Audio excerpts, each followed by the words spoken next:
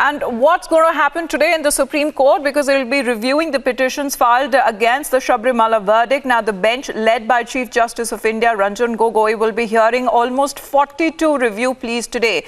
Now, this is important coming at the time when the pilgrimage season is underway, and we saw how ugly and violent scenes were witnessed in the state of Kerala, even amounting that Section 144 that had to be imposed in several parts of the state, where you had protests not only taking place in Kerala but in neighboring Karnataka as well. Now, when it comes to a host of petitions that are to be heard by the Supreme Court, and remember, viewers, it was a landmark judgment by the top court which removed the centuries-old ban on women devotees from the age group of 10 to 50.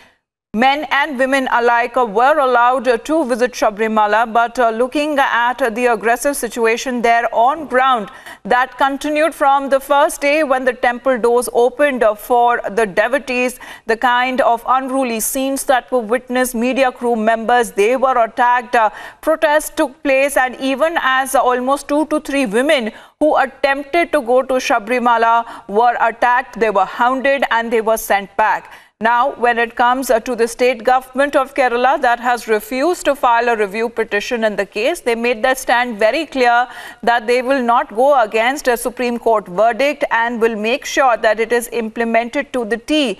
But it seems politics seems to be doing rounds and taking center stage on this issue. Our legal correspondent Nalini is joining us this morning. Good morning, Nalini. What's to happen in the Supreme Court today? Almost 42 petitions are up for review.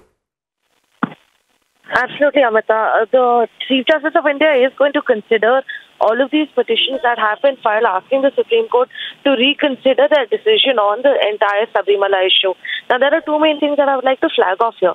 First of all, the entire Sabarimala case was decided by a 5-judge Supreme Court bench that was headed by the former Chief Justice of India, Justice Deepak Mishra.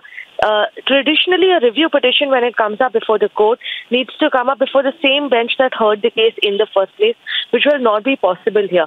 So it will be difficult for the current Chief Justice, Justice Ranjan Gogoi, to determine whether or not this is a fit case for review, since the original bench that heard the cases will not be able to be reconstituted and a new bench will have to hear it from a fresh perspective. The second thing that I would like to point out is that considering it's the first time the review petitions are going to come up before the Supreme Court, it's going to be an in-chamber hearing before the Chief Justice as well as the bench that he is heading. And it's not going to be an open court hearing today.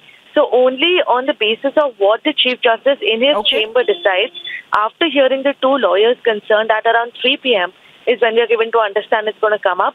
The order of the Supreme Court will be declared and we'll get to know whether or not the court has allowed these review petitions to actually be heard at length or whether they've been dismissed at the very beginning. All right, we'll wait for that whenever this case comes up for review petitions in the Supreme Court. 42 of them, viewers, that have been filed when it comes to overturning the historic Sabarimala verdict. Nalini